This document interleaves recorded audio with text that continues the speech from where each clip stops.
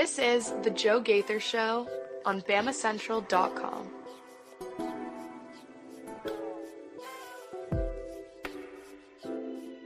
Good morning, Tuscaloosa. Good morning, Tuscaloosa. How we doing today, West Alabama, Internet world?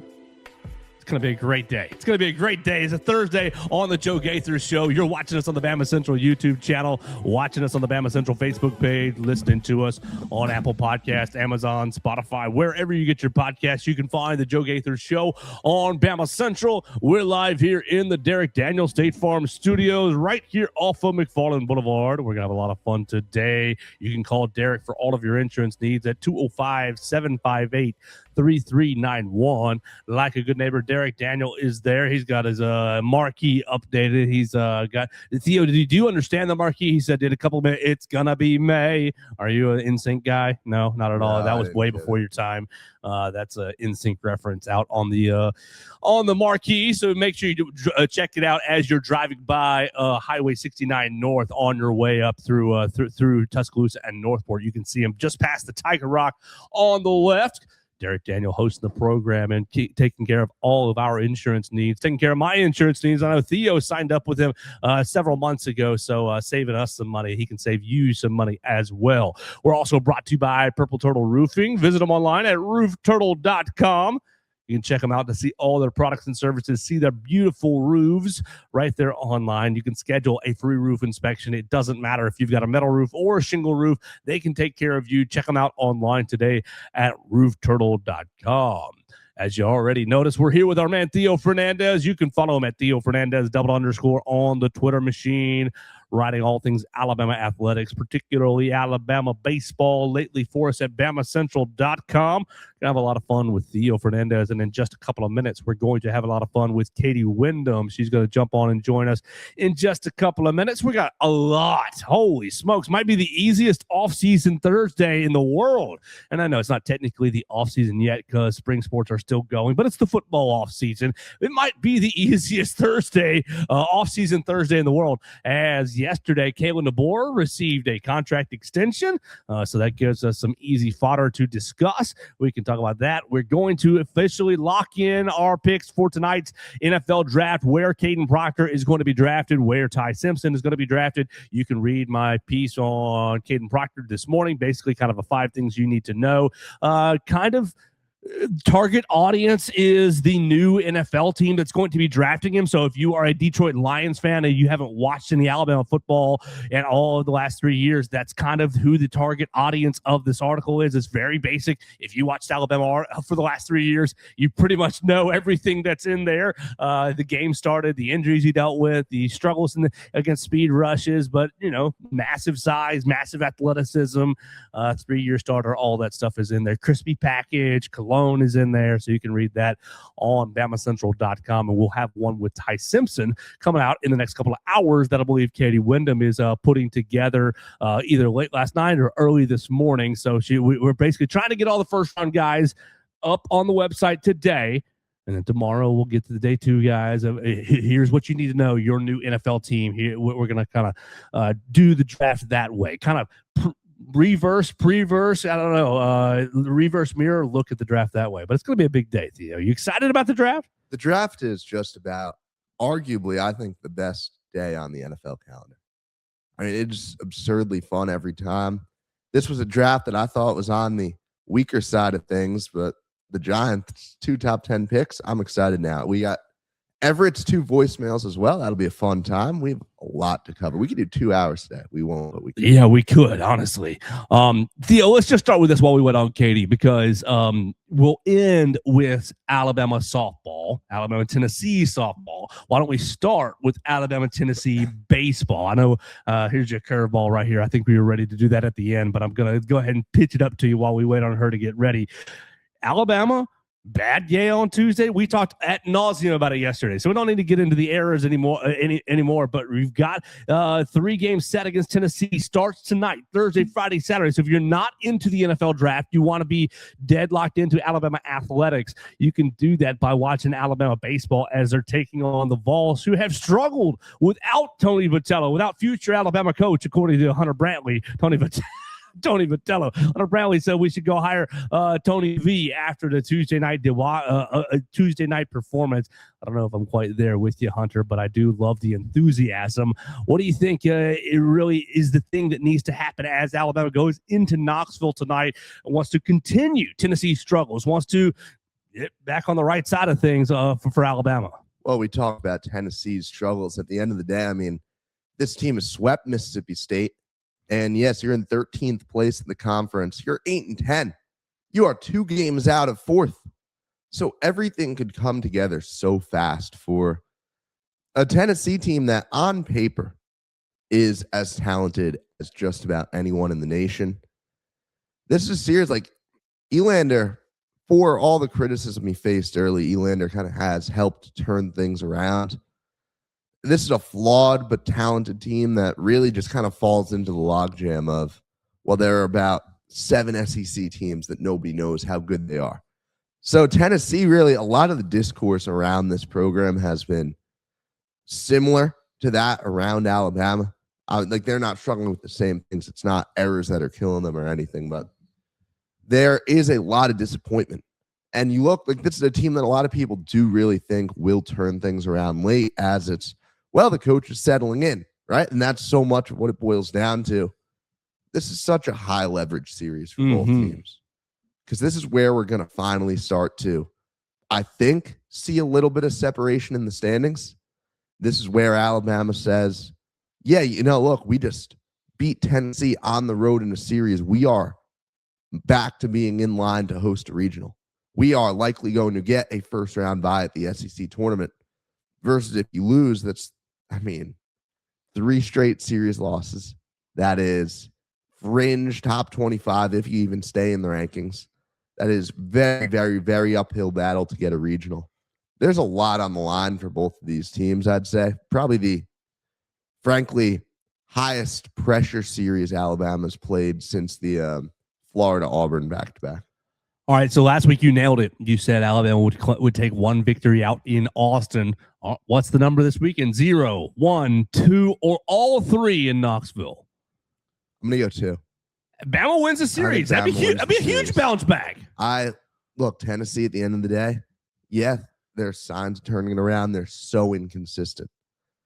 Alabama, the one piece of consistency that you have is the starting pitching, especially the Friday, Saturday starting pitching. And I think they're talking about Ashton Crowther, who's been so good, probably moving up into a role. So if you go like Zane Adams into Ashton Crowther, Saturday, for example, that's a game I think you have a much better shot at winning versus if it was other guys in the bullpen.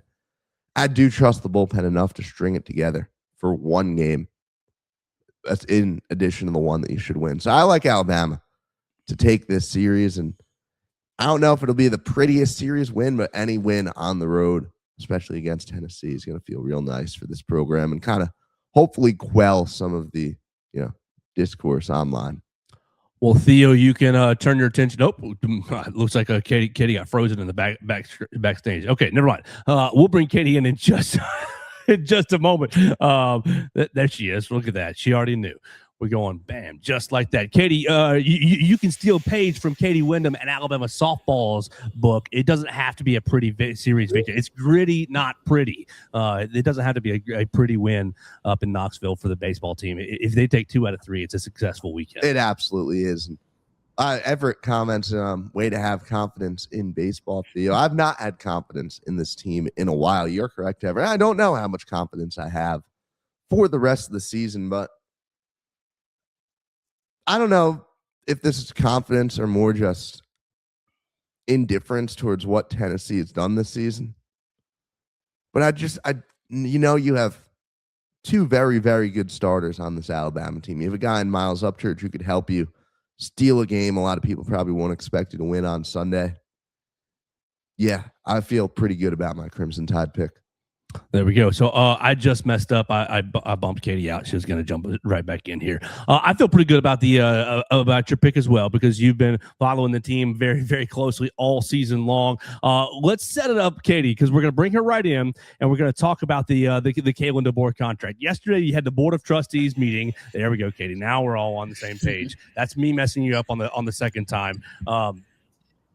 Yesterday, we were getting ready for the Board of Trustees meeting and getting ready for contract extensions for NATOs and several assistants. So basketball assistants, football assistants, that was kind of all whispered around. And as we bring Katie Windham in, follow her at Katie Windham _ on the Twitter machine. Katie, just lead us right off your reaction as the news comes out a little bit before the Board of Trustees meeting that there is a Kalen DeBoer contract on the docket, and then the reaction to the results. He gets a 7-year contract extension, basically a 2-year extension to the existing deal, and gets a raise from $10.5 to $12.5 million. Good morning. How are you? I'm good. Yeah, I thought the timing was really interesting that right before, shout out Mike Rodak, the machine, the robot, for somehow noticing that Kalen was added to the docket. I don't know if he was just sitting there refreshing the thing all day, but interesting timing that he was added on at the last second. Were they trying to keep it, on the DL until, or like had something just gotten resolved with Jimmy Sexton? Then they're like, okay, we're ready to make this public. Kalen signed the dotted line. I don't know what it is. But giving him a 7-year extension when there was talks at some points last year of should he be on the hot seat is, or will he be on the hot seat next year is really interesting. And I know this offseason he was pursued or, reportedly pursued by schools like Michigan, other schools that had big openings, and there's only so many elite college football coaches out there these days. But I feel like at this point, I've just become kind of numb to the numbers that you see thrown around there. Like, oh, $12.5 million, no big deal.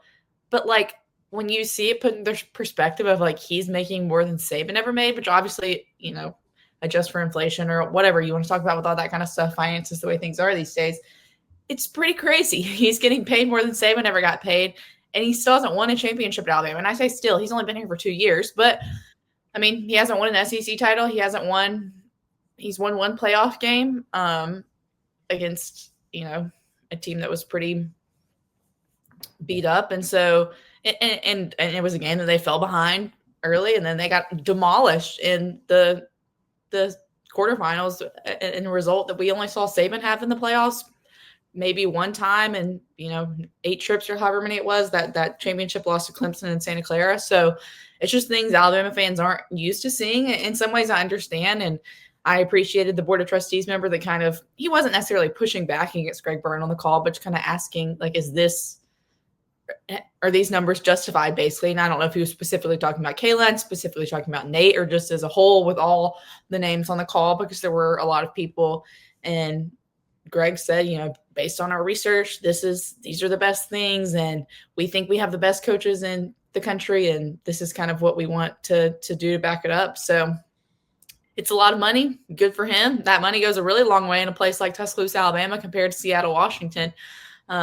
So yeah, I think it's interesting. And we'll see. Only the future can tell us if it's justified, or if Alabama maybe jumped the gun a little bit doing that 7-year extension. Numb is the word she uses, Theo. Numb in reaction to the numbers, numb in reaction to the actual contract itself. Your reaction to Kalen's extension, like, were you surprised, or how do you feel after digesting the new contract? My roommate asked me when we found out, we were just hanging out at home, oh, where's he ranked now among coaches? And I thought about it, and I was like, I have zero idea. I know that 3 years ago, this would have been the biggest contract in the country, but that's exactly my reaction to it. It's like, this happens every couple of years. In a decade, $12.5 million will be nothing, right? I'm sure the numbers will just continue to up and up and up. Numb is exactly the word I would use to describe this whole situation. It doesn't affect really anything. I mean, at the end of the day, like, if Alabama wants to get away from Kalen DeBoer, it will have the option to. Now, this obviously won't happen after this season. I think that's what me and Joe kind of discussed pre-show. Like, yeah, you're not going to get rid of him after year 3, I don't think anyone expected that to happen to begin with. But if, things were to go off the rails, right? Year 4, year 5, year 6, this contract really changes very little as far as the logistics of moving on from a guy if you really needed to. And I mean, it doesn't really change if there's some really rich school that really wants him. They'll pay whatever. That's just the way college football is. You're right, Theo, that these numbers basically mean nothing. It used to be a big deal. I remember when Saban was like, oh, he crossed 7 million, he crossed 8 million, he's the highest paid coach. And now it's like these numbers just even when I was looking at how much Kane's making now as a defensive coordinator, I can't remember. I think his year 3, I think it was 2.65 million. I could be off. It could be in the 3 million range. I'd have to go back and look. I remember, that's what head coaches used to make. And that's what your defensive coordinator is making, is millions of dollars a year. It's crazy. I could be misremembering. Wasn't it like a huge story when Sark got paid $1 million as an assistant? Wasn't that a massive deal? First assistant over $1 million. Yes, Kane is at 2.3 in the first year of this next deal. He's got a 3-year deal. He's now at 2.3, 2.5, and 2.65 the next 3 years. Call the defense. Hey man, just watch some tape and call the defense. Ask your father to help you out. Have a little family time and figure out how to call some defense. And not a bad gig in Tuscaloosa. $2.5 million to recruit and call defense. Sign me up. Sign me up. Katie Windham, thank you so much for joining us today. We haven't had you on since before A-Day, so I just want to clear the room and just get your reaction to A-Day. You can take it any direction you want. You've listened to people take it many different directions. This is your time. What did you make of Alabama's spring football game? Yeah, I feel like we watched it somewhat from our vantage point, and then really Kalen kind of threw a whole wrench into it in his post-game, talking about Austin Mack was a little dinged up or whatever he said, or had been dealing with some stuff and then said he was dinged up. And so then it kind of reframes everything you just saw, because I think, the biggest thing people had their eye on and kind of the biggest takeaway was how much better Keelan Russell looked than Austin Mack. And then he says that Austin was dealing with some things. So I don't know. It's hard to know how much to take from what we saw at A-Day a couple of weeks ago. Like I kind of said it in the immediate aftermath, and it's obviously not like we can go back and watch it and have more takeaways, but kind of one of my biggest takeaways or maybe concerns for Alabama is the running game still doesn't look great. And I think kind of your biggest, I'm not sure the word I'm looking for here is not pushback, but answer to that, I guess, would be it's a new offensive line. It's still probably not your ideal offensive line that you're going to have in the fall. These guys are also figuring it out together. But then it's kind of like last year, we saw all year long them changing up that offensive line, trying to find the right combination, and it just never worked, and they could never really run the ball. So I don't know. I think it's a little concerning that the run game looked like it did, and I think you can look at the pro side that the defensive line looked pretty good. Alabama's defense looked good. So, no team's ever won when they score 0 points. I'm not predicting the defense makes a lot of shutouts, but I think Alabama is going to be pretty good on that side of the ball. There's a little more continuity on that side, I feel like, besides inside linebackers, which I think that's probably my biggest question left on defense is who one of the starters is going to be with Caleb Woodson, but who's the other going to be. So, yeah, it was nice on A-Day to be able to see the team finally a little bit, see more than we've seen all spring, but it's kind of, I'm not a super great X's and O's mind, and so trying to see that live from the vantage point of down low in the end zone with no replays and not being able to go back and watch anything, it's kind of hard for me to make any sweeping takeaways. But really, that's the only chance we're going to get to see them in any sort of game-like action until that season opener against East Carolina on September 5th, I believe. So 135 days away before taking on the Pirates right there in Bryant-Denny Stadium. We'll have a lot of time to break down and to get into more football storylines with Katie Windham throughout the summer. Katie, I really want to take you in multiple different directions today, so I appreciate your versatility. Make sure you follow Katie Windham at Katie Windham _ on the Twitter machine. Let's go out to the voicemail line. Everett left 2 voicemails this week, one specifically to women's basketball, and then the other was about the NFL draft. So So we'll save the NFL and about the Kalen contract. So it's got double questions right there. We'll go right into the first one where he addresses the Morgan Wallen concert and women's basketball. He's got a question for Katie, and then we'll just take things as we go. We'll talk softball with Katie. We'll talk NFL draft here in just a little bit. I am looking right there, video file for the first voicemail. You can leave a voicemail at 205-462-7340, extension 800 to be a part of the program. We would love to take your phone calls on whatever you have, questions, comments, queries, or concerns. Here is Everett with a voicemail for Katie. Hey, guys. It's Everett from Marion. I know that y'all kind of touched on this a little bit today, but Theo and Joe, who would y'all like to see in Bryant-Denny Stadium at a concert? And question for Katie, can you talk about the new upgrades for Alabama women's basketball that was mentioned on Head Coach tonight and Head Coach on Monday night? And thank you very much, and roll Tide. There we go. Katie Windham on Monday. Theo and I talked about the Morgan Wallen concert, and we both kind of threw out a bunch of different names of new artists. Theo wants to see George Strait. He laughed at me for suggesting Sturgill Simpson, but we both have our musical taste. What was your just general thoughts on Morgan Wallen? And if you got to direct or pick the next artist for Bryant-Denny Stadium, who would you throw out there?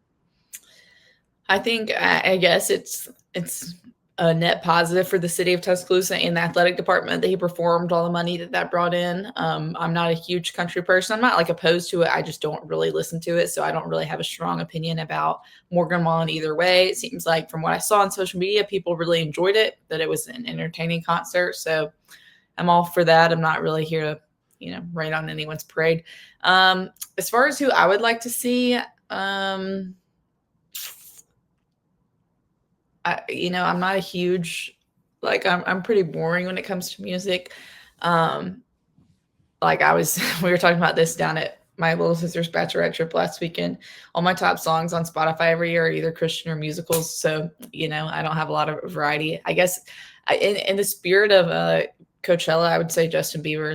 Let's get Justin Bieber and Bryant-Denny. If you had Bieber playing his songs off an iPad from YouTube, I'd be in the front row. I'm dead with you. I would. Did you see that at Coachella, Theo? No, I didn't. So he takes his he goes to like his YouTube channel and pulls up the karaoke of him when he was like 13, 12, 13, 14, like young boy, like right when that's how he got discovered. Is who was it? One of the popular R&B. Usher, wasn't it? Yeah.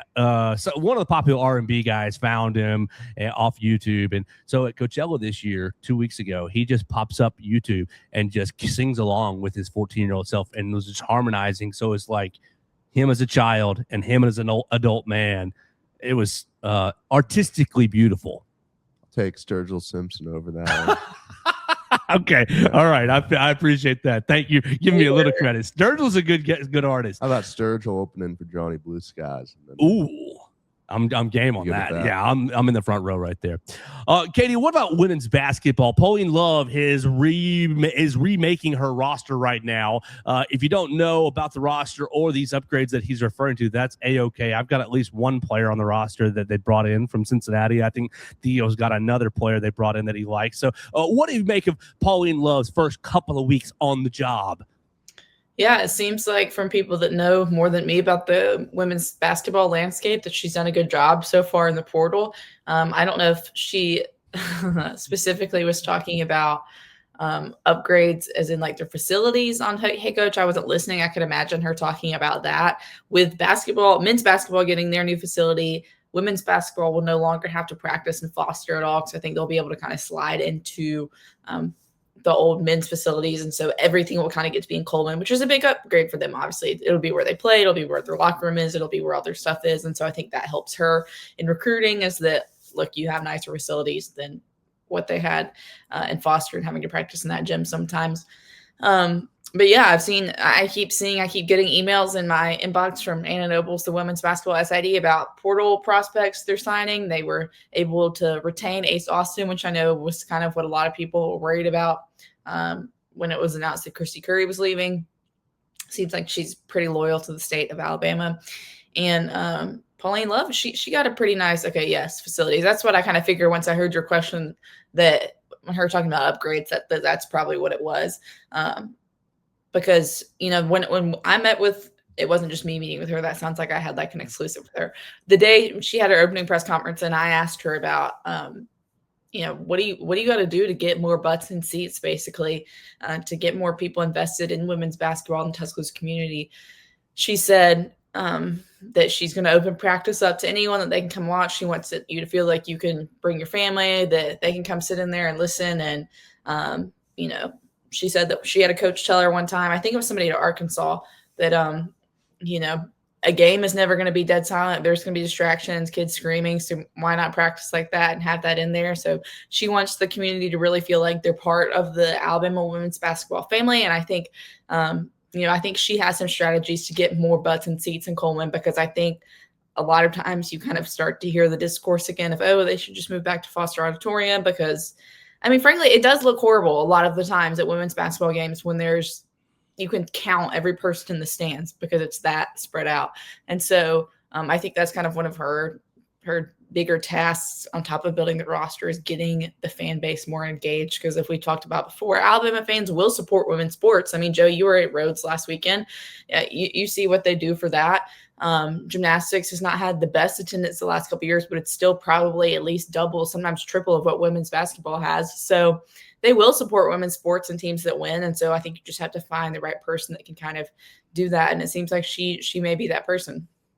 That's a good idea for her. I don't want to air out a complaint, but with how closed off the athletic department is, and they are, I think that's a great change. I'm gonna have to go watch some women's basketball practice here and there, just for the sake of like supporting a positive change. So I think that's a great idea. We'll see.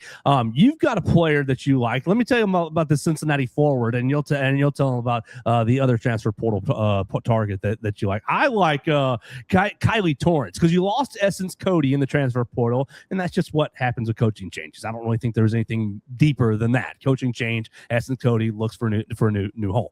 She's somebody that could have even left without a coaching change too. Right.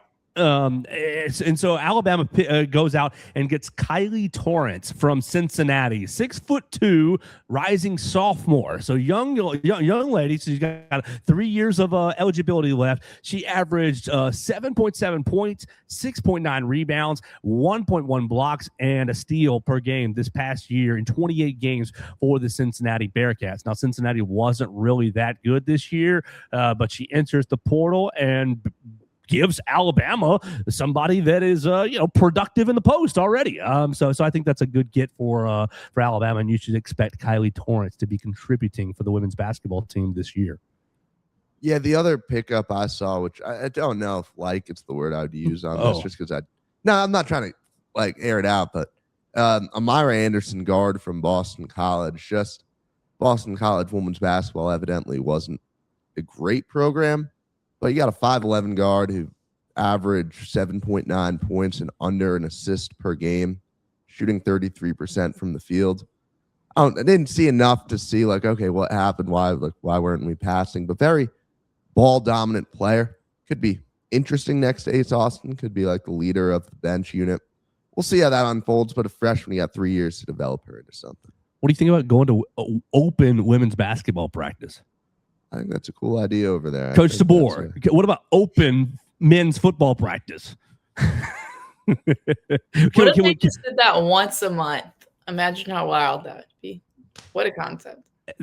That'd be insane. You sell, what's the price point for Yale, Alabama? $200 practice tickets, $300 practice tickets. Where's the because you said I was crazy with A-Day. Is that way crazy? And that's fine. That's the thing.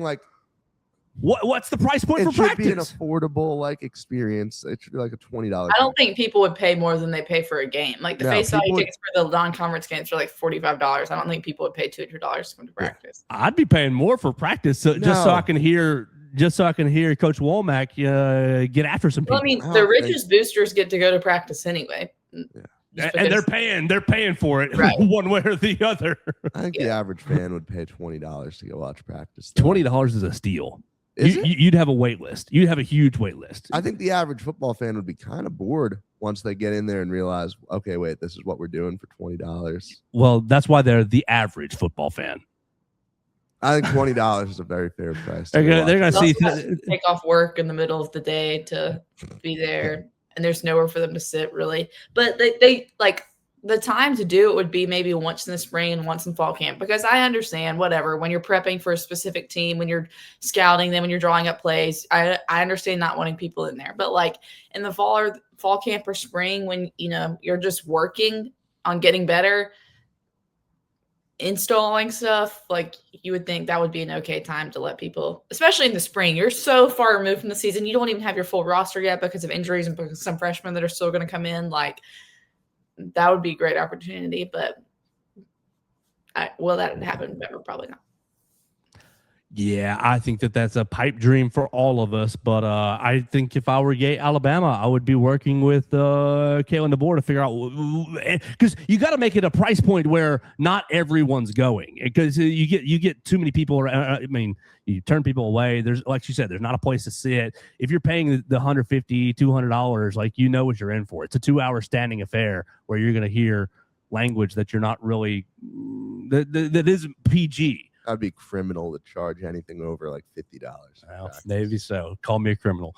Let's keep going here. I got one more voicemail, and I think the other voicemail leads me into the last real big topic for the day. We're saving softball for the last, Katie, because we started with Alabama-Tennessee baseball. We'll end with Alabama-Tennessee softball. Let's go to the voicemail line one more time. Everett has a question that's going to set up our last little bit of conversation here. Hey guys, it's Everett from Marion. I know that I've already recorded another voicemail for Katie, but question for you two.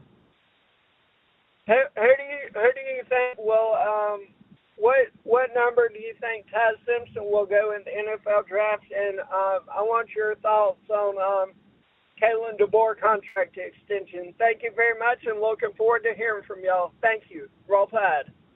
You the man, Everett Osmer, joining us on the voicemail line. And anybody can at 205-462-7340, extension 800. We've already kind of talked about the Kalen contract extension. So moving into the second part of that conversation, which is tonight's NFL draft. Katie, we've been going back and forth. Theo is standing firm on Ty Simpson is a first-round draft pick. I'm joining him on that. I think he will be selected in the first round. And with that being the take, let's decide who is taking Caden Proctor and who is taking Ty Simpson tonight. You've got lots of tackles in this draft, and you've got lots of teams that need a tackle in this draft. One of them being at 25, being my Chicago Bears. So we'll see if that ends up happening tonight or not. But lots of teams need a tackle. Only few teams need a quarterback. Katie, what have you made of this draft season? And as Theo's thinking of his final answer, who do you think are the teams that are going to be, or if you want to make a one big stab, who do you predict drafts Caden Proctor and Ty Simpson? I'm going to be completely honest. I have not kept up a ton with the NFL draft, or I don't really keep up with the NFL outside of fantasy in the fall. So it's wild. I feel like, though, as far as from what I kind of have kept up with, I feel like we haven't seen this many, like, the pendulum swing so much on where Alabama guys could go in the first round. Like, it's normally like, okay, this guy we know is going to be a top 5 pick. This guy's going to be top 10. Like, this guy's for sure first rounder. And it's kind of crazy how, like, Caden Proctor has waffled from being, like, maybe top 10 with the Browns to, like, might not even be in the first round. Like, and then Ty Simpson, it's kind of because there's not a lot of teams that need a quarterback. It's like he's not for sure first round, but he's going up there for the draft. So I think he will be. But it has been a different lead up to the draft for Alabama prospects, I feel like, than it normally is. And I think that kind of maybe, have we seen that bear out on the field, that there hasn't been as many surefire first round picks the last couple of years? Is that part of like, And that's not a shot against Kalen DeBoer. It's not a shot against anybody, because, I mean, these are, for the most part, the players that Nick Saban recruited, which I don't know if y'all saw his comments about Proctor yesterday and McAfee, but I was like, yikes, he wasn't exactly giving him a glowing review. Did y'all see that? I saw parts of it, and I saw the machine, the machine writing his tweets from it. So yeah. I saw the quotes from that. Yeah, him saying that Like, he's talented, physical, big. The issue with him is he's not a bad person. He'll do whatever you ask him to do once you get him in the building. But when he's not in the building, he might get a little overweight. He might not come in the best shape. And like, so these are the kinds of things you've got to manage with him, but I think they're manageable. In other words, he's not a self-starter. right. That's going to go out there and get himself in great shape and come to camp like you want to. But if you can get him to come to camp and get him there and get him to ready to go, then I think that's a huge negative. I don't think that's a huge negative for the guy. And I think he's going to be a really good player. And if he can't play tackle, he would be one hell of a guard. There's no downside in taking that guy. Sorry, Coach, that is a downside. That's a pretty big downside to me. If you're Katie, using first-round money for a tackle and then he's not good enough for tackle, that's. Since everybody listens to the Believe in Monsters podcast, they know that I am terrified of taking Caden Proctor because of that self-starter. He's going to get, man, that deep dish pizza is calling. Those hot dogs. Oh, man, it terrifies me. So, Katie, if you had to put your hypothetical $1 somewhere, are you putting it on the Browns at number 9? Are you putting it on maybe the Lions at 17 for Caden Proctor? We also like the Vikings. I think they're at 20. They're at 18. They're at 18. They're right past the Lions. What are you thinking if you had to take your hypothetical $1 and we'll all take it with a grain of salt? I'm going to put it on the Bears just for you. Love it. I love it. I was about to do that if you didn't. I'll be nice and I'll go 24 Cleveland Browns, 1 pick ahead. I like that, Swick, Theo. I'm going to give him to the Detroit Lions at 17. They just lost a tackle. I'm giving it to the Lions. I think that Dan Campbell's going to get in there and annoy him into being a great player. Come on, put that chicken wing down. He's going to get after him. Dan Campbell biting kneecaps. All right, you got anything else you want to say about Ty Simpson? You want to predict where he's going to go? Yeah, are we predicting Ty's spot? Yeah, why not? I mean, this is your take. I'm trailing you. The last time I went and made a very profound take involving the number 16, it did not work out very well for me.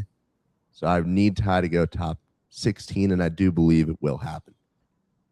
One truth about this NFL draft is that the Arizona Cardinals want to trade down from number 3.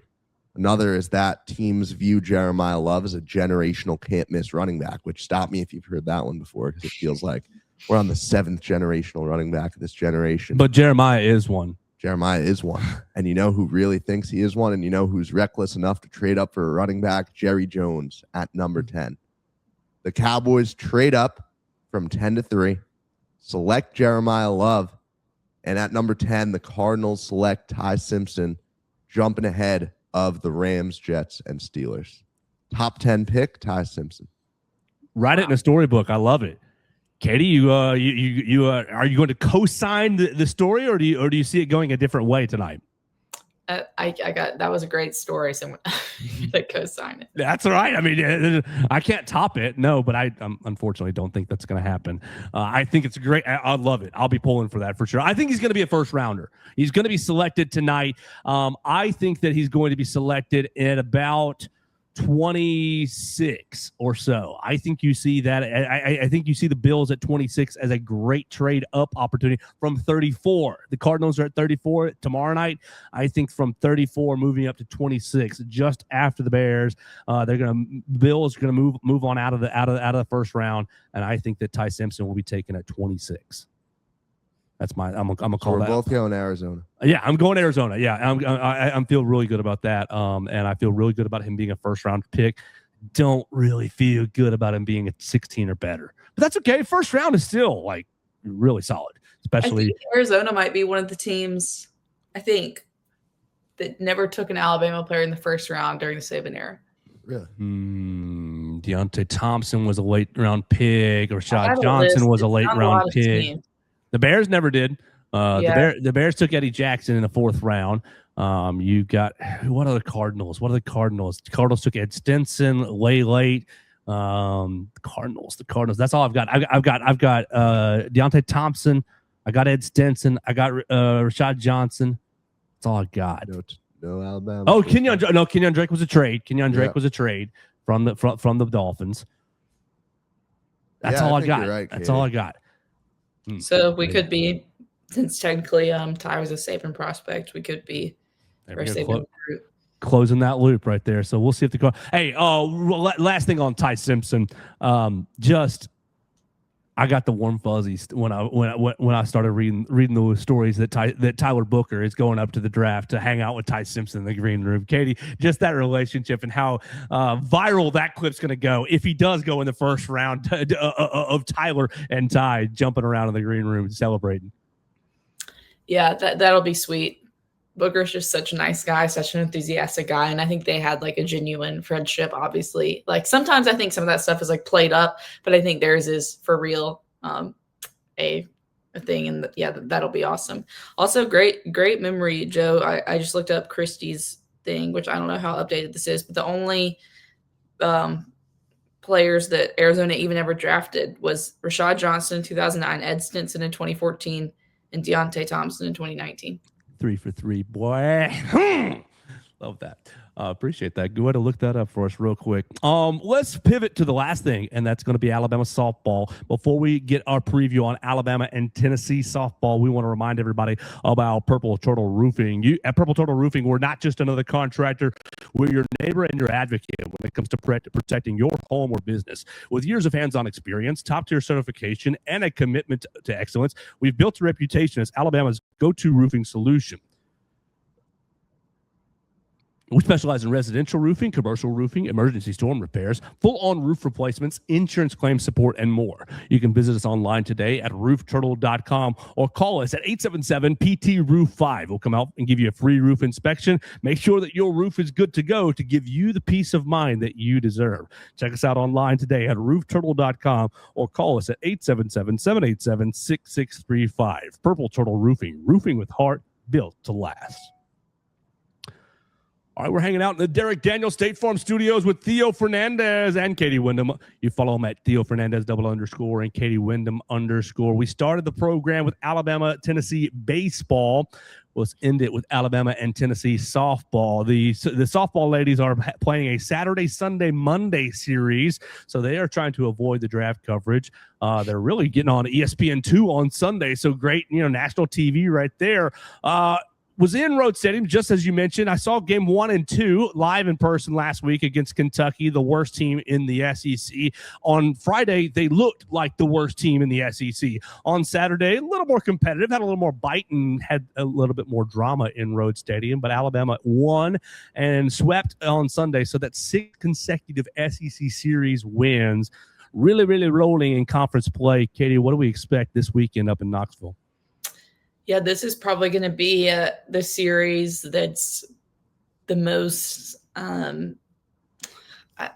evenly matched in some ways that Alabama's played in. Both teams have elite pitching staffs. Both have, I think, probably if you look at it statistically, I would guess. I know Tennessee is top in the conference, and I would guess Alabama is second, kind of an ERA, things like that. Tennessee has Carlin Pickens, who I believe has been SEC pitcher of the year the last 2 years, and she's kind of been roughed up a couple times this year, but they also have Sage Marjeko, so they have multiple options in the circle. And Alabama obviously has been very strong pitching as well with Jocelyn Brisky. She's probably the front runner for SEC pitcher of the year this year for Alabama. And then Vic Moden's been pretty good. Has been roughed up a little bit as a freshman, but Tennessee's offense has struggled a lot in SEC play. Tennessee was the number 1 team in the country for the first probably 6 weeks of the season. They did not lose in conference play, and then they've had some struggles in SEC play. You talk about Kentucky being the worst team in the SEC. Ole Miss is the next to worst as far as record, but they have 2 wins in SEC play, and both those wins came at Tennessee. So Tennessee has been beatable at home. Ole Miss, even though they've only won twice, they've just had a tough draw because they've been competitive in most of their games, and they just can't either close it out or can't quite get over the hump, but they did in Knoxville. So, and then I think, let me see, somebody sent me what Tennessee in their midweek, they only beat, let's see, what team even is this? I can't tell the logo. Some Radford maybe 2-1 in the midweek. So their offense has been sputtering a little bit, which is a good sign for Alabama. It'll be kind of, will Alabama's offense step up and make the key plays, get the key hits, drive in the runs when they have people on base, or will they even need – there's been a lot of times this year where they have not scored by just knocking people in when they need to, but hitting the home run out of the park, a bunch of solo home runs, which at times has been a problem that they have not been able to pass the bat down, but it's a positive sign that you're hitting home runs, but you also need to be able to string together at bats, which has kind of been the opposite of past years. You look at last time they played at Knoxville was in Super Regionals in 2024, which you could argue was, I don't want to be like too negative, but it's just like true, like the worst Alabama team record wise.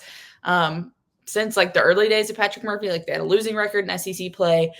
The offense was horrible. Your RBI leader at the end of the season had 30 RBIs that year for the whole year, 30. Kalen. And somebody probably hit 30 RBIs on this team, like by the time SEC play started. So that team was just not, Caleb DeBoer was phenomenal in the circle that year, but the offense was dreadful. That's just how it was. But Alabama beat Tennessee in Super Regionals to advance to the Women's College World Series. That's just how good Murph is, that one of your worst teams still makes it to OKC. And they won that series in Tennessee by, I can't remember if it was game 2. I think it was game 2 that Riley Valentine hit the grand slam in the first inning. And I think that was their only run scored. And then in game 3, Kristen White, I think, had a little single. They kind of caused chaos in the base pass. And I don't think that's necessarily going to be the case this weekend. I think Alabama can hit home runs and score in different ways. And it's a really big series because, I mean, Alabama is tied with Oklahoma at the top of the SEC standings. Alabama has this series at Tennessee, and then they finish with South Carolina at home, who's one of the worst teams in the SEC. They should sweep that at home, which you say should. They almost lost to Kentucky in that game, too, last week, down 2. I think so. I mean, anything can happen in college football. They lost to Stanford last week, but they should sweep South Carolina at home.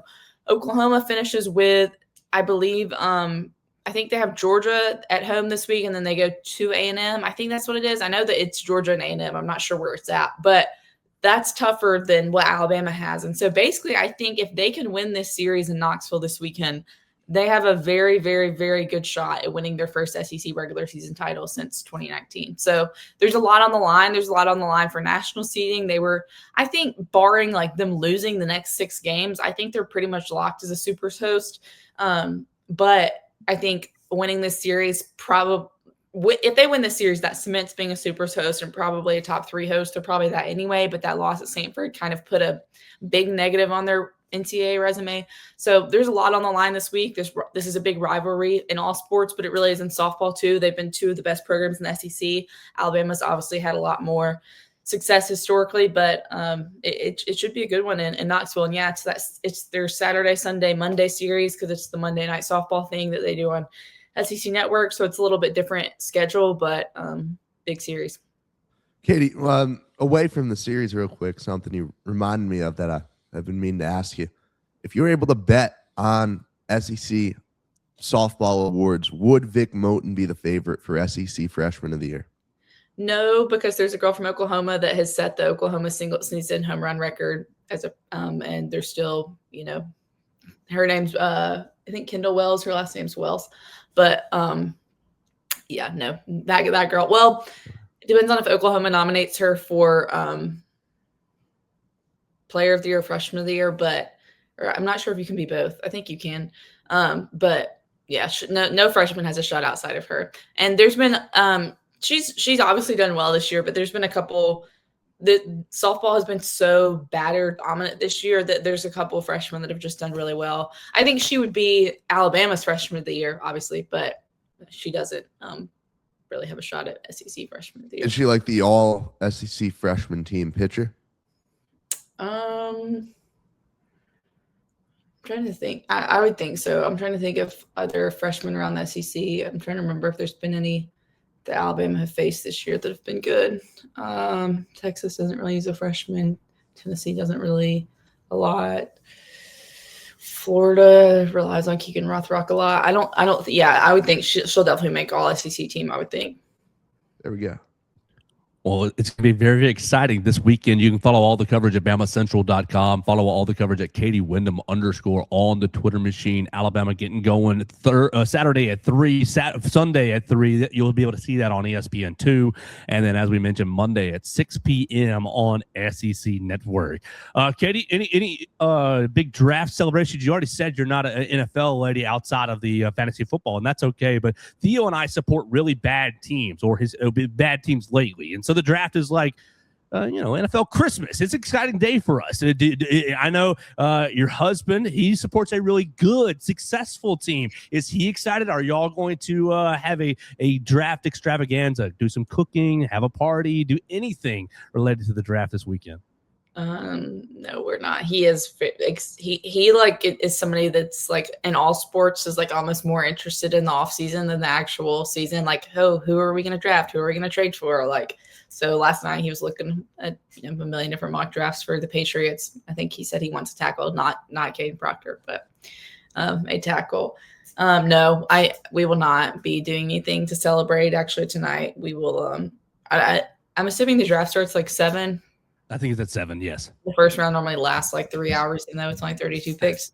But yeah, I won't even probably be home for the beginning of the draft. So, but I'll have it pulled up on my phone or computer where we are. If I was having a party, y'all would be invited. All the listeners to the Joe Gaither Show would be invited, but maybe next year, maybe that would be something fun.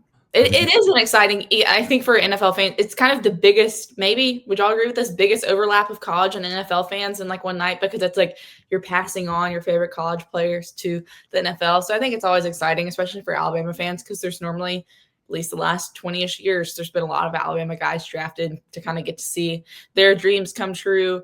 That they worked so hard for. And this is still the really exciting stage before they've even taken a snap in the NFL and maybe realized they're a bust. It's all joy tonight. It's all joy the next 3 days. The last thing I have for you, though, is you were talking about Tuesday, Bark in the Park. We already talked about the baseball game and how dismal and unsatisfactory it was. How did Rooney enjoy Bark in the Park? That's what I really want to know. He loved it. He loves attention. So anyone there petting him, they gave a nice little goodie bag this year. In the past, it's just been a bandana. They gave it had a tennis ball, several milk bones in it, a bandana, and then they gave the owners these little like tumblers for your drinks. And so he had a great time. Yeah, he didn't love the baseball game. Actually, he likes UAB in Alabama. So, but. Yeah, it was a good event. There's a lot of dogs there.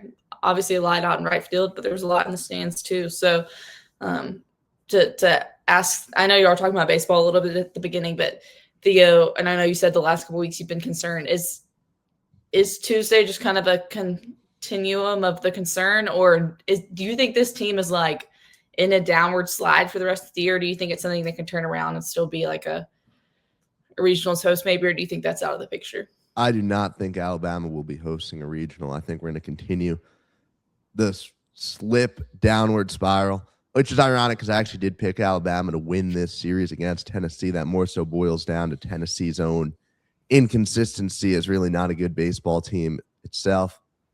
Tuesday's loss, like the idea of losing a midweek game to UAB is whatever. It doesn't matter. Every team, as you know, loses midweeks all the time. You committed 5 errors. There have been 6 games in the SEC where teams in the conference have had 5 or more errors in a game. Alabama has 3 of those 6 games. I mean, it's just been ugly, and these errors are costing the teams in big moments. I mean, you look at the bullpen and the inconsistency, and you never know what you're going to get when you remove your starter. And most of the time, the starter throws a phenomenal game, and then you turn it over to the bullpen. How upsetting. And How upsetting. It is just 7th inning. You know the collapse is coming.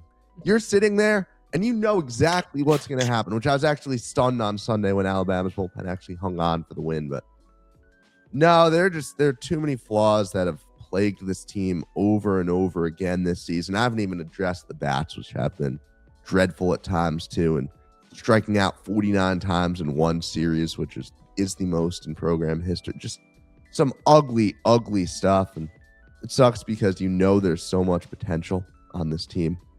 You know, this is a team that is really 1 or 2 pieces away from being right in there in the mix for hosting a regional, going to Omaha.